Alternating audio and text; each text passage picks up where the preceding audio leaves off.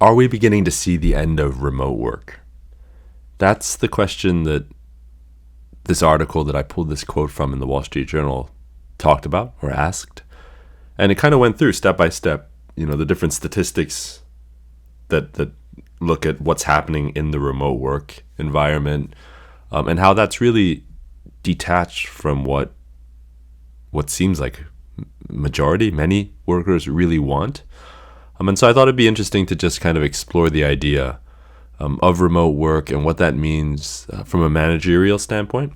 Like speaking as somebody who manages staff, and what that means from a client standpoint, and how my own feelings even around remote work I think might be interesting to explore. So just to kick us off, remote work and hybrid work from home, that kind of stuff really took off when in March of 20, when COVID-19 started to go around the world, and companies, as a protective measure, rightly so, I think, said, okay, if you can work from home, let's kind of stop the spread of this virus, and that over time became something that people got used to.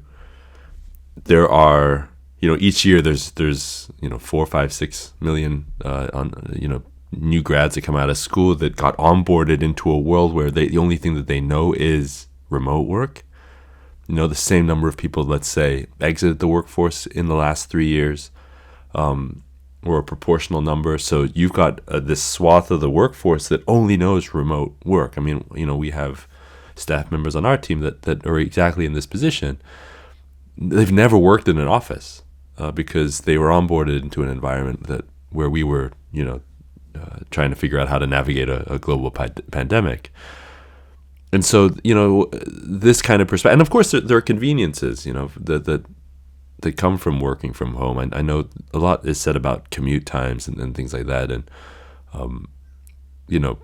for many people, working from home means they don't have to do a commute. I think for those of us who have kids and stuff, dropping the kid off at childcare, going to the office, I think it becomes kind of a routine route. I know it is for me, and so there's no time saving working from home.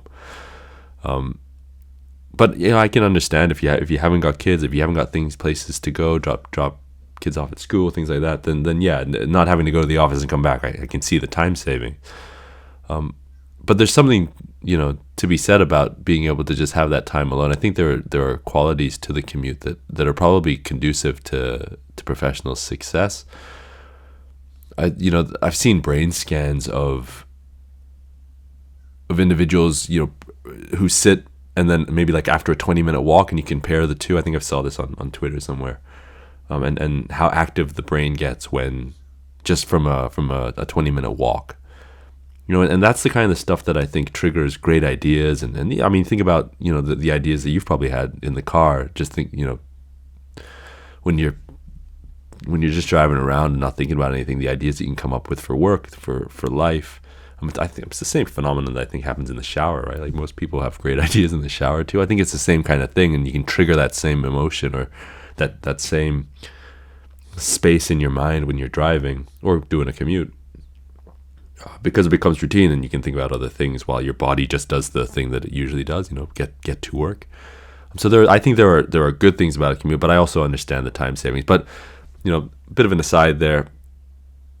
Remote work became very popular during the pandemic, and as companies have transitioned through the pandemic, and you call it whatever you want at this point. Like we're probably through the worst part of it. You're starting to see companies now require people come into the office more.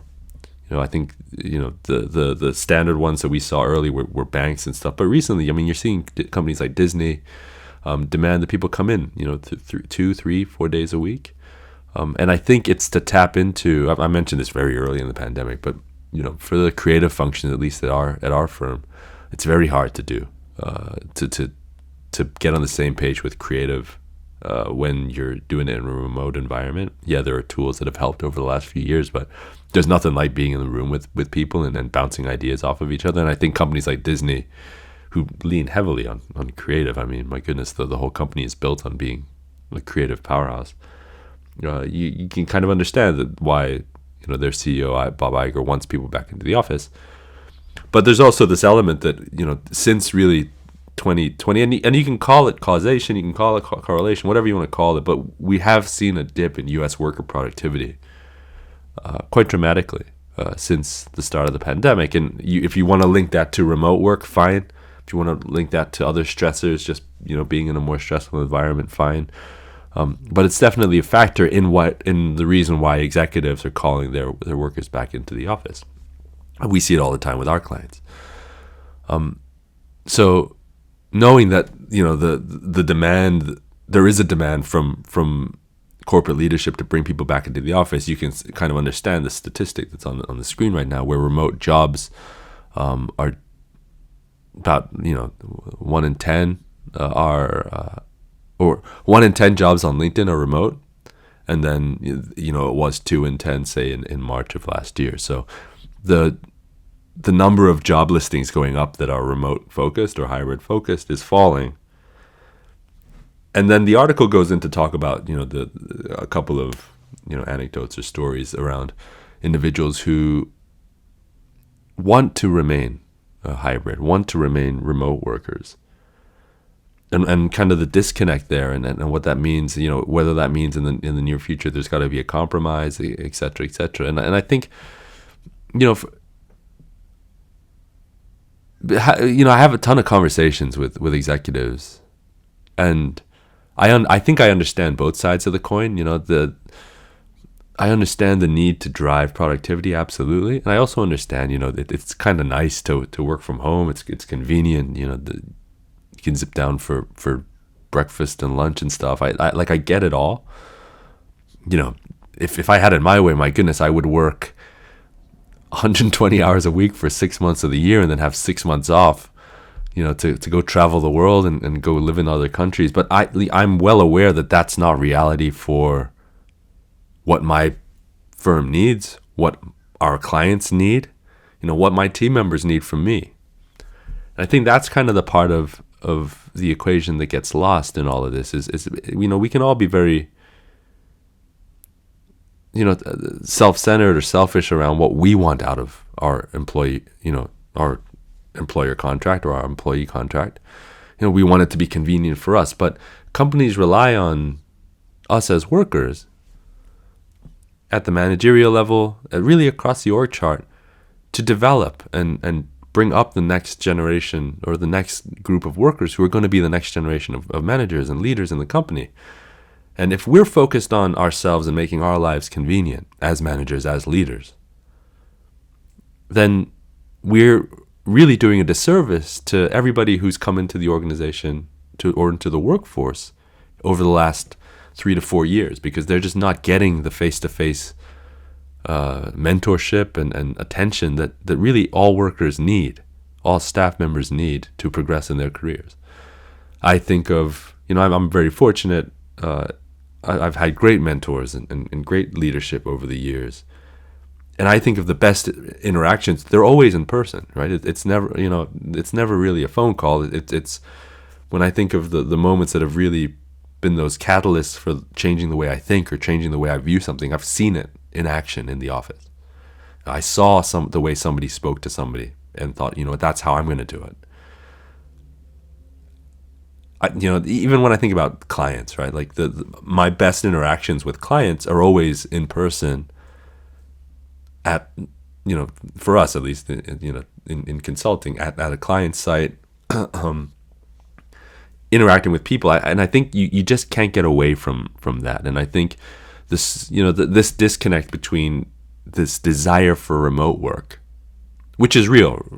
As I mentioned, if I had it my way, I'd work 120 hours a week for 6 months, and then I'd go off radar for 6 months, right? But we have to root ourselves as a workforce in what is practical and what is necessary for us all to achieve the goals we want to achieve. And I think what we're finding, and I think this is the natural way to do things, or the natural kind of evolution of what's going to happen in the remote work kind of paradigm. You think about psychology, right? Like small companies want to become bigger companies, and medium-sized companies want to become big companies.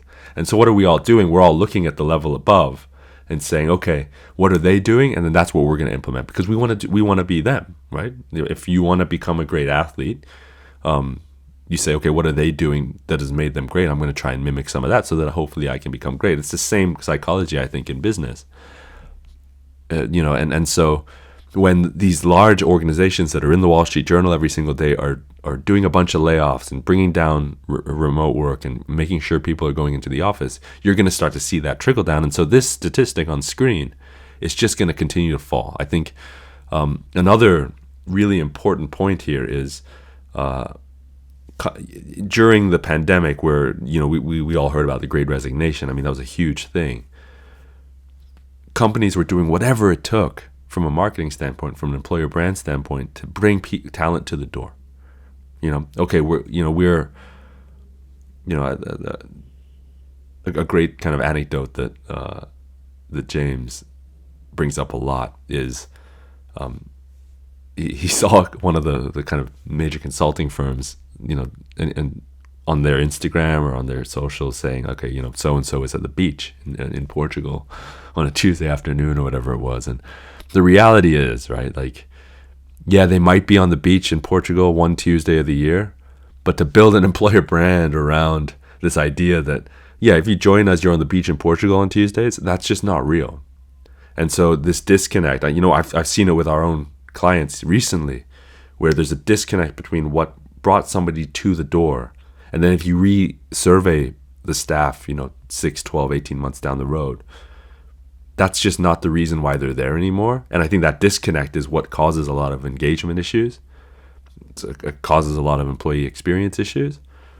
And so companies now I think are slowly maybe realizing that you can't advertise a promise, like an employer value proposition promise, that isn't actually what the work environment is. And so the sooner companies, it's a bullet that most companies have to bite, and it's a difficult bullet to bite, because what you're doing is you're saying, it feels great when you put up a job listing and you get hundreds of candidates come through, and your HR team can kind of sift through everything and it looks great.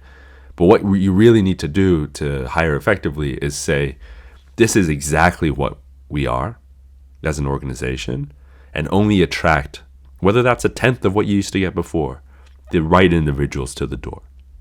The right individuals who say, okay, this is why I've approached your organization. This is why I want to be here.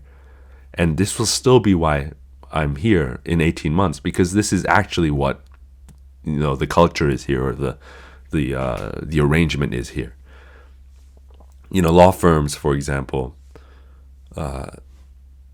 make there's no qualms around like what is the work experience at a law firm or a management consulting firm. It's long hours, it's tons of travel, and people that go to the door know that, right? And so that's what most companies need to get to, is this place where, okay, don't fool yourselves into thinking that, okay, we're this kind of company when it isn't, and we're marketing to the talent pool that we're this kind of company, because you just cause issues with retention and attrition and all sorts of things that are really expensive.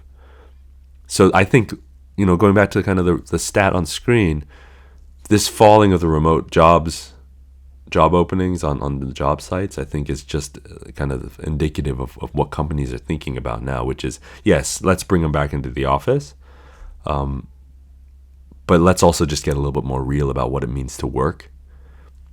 I forget which tech firm it is. Maybe I think it's Facebook. Like, this is the year of efficiency or productivity or something. I think there's just going to be a big focus on everybody getting a bit more productive and a bit more efficient over the next few years, as we, everybody's kind of skirting around this idea of a downturn or a recession, and so companies have to try and survive. And so, whatever it takes to make that happen, I think companies are going to do.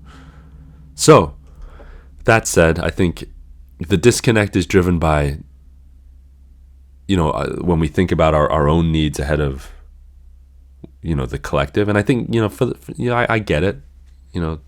I really do understand, at the end of the day, you worry about yourself and your family and your own financial security, and it is what it is with the world. But I do think that if you're a leader in an organization, you have to kind of cherish the idea that you are a leader.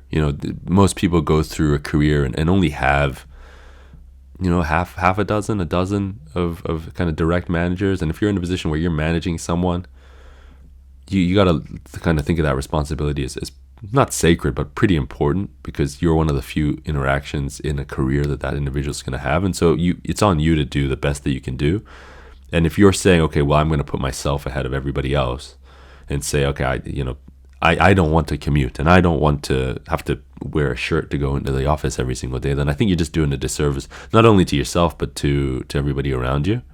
I think that's important from a just a collective economy kind of standpoint, right? Like, we all should do our part to make sure that productivity at the GDP level is decent, and whatever we can do to make that happen. And so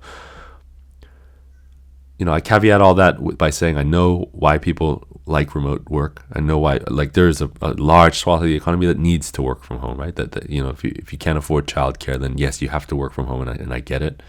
But if you're in a position where a lot of these kind of stories in the Wall Street Journal are, where it's just a preference thing, I think there's going to be a lot more friction going forward between that and the frictions that an individual holds for themselves and wanting to go back into the office or go back to work, and what companies are going to need, because companies are going to need certain people to do certain things, and if it's easier to do that in person, I think they're going to do that. So really interesting. Let me know what you think in the comments below about remote jobs, and are you working a remote job?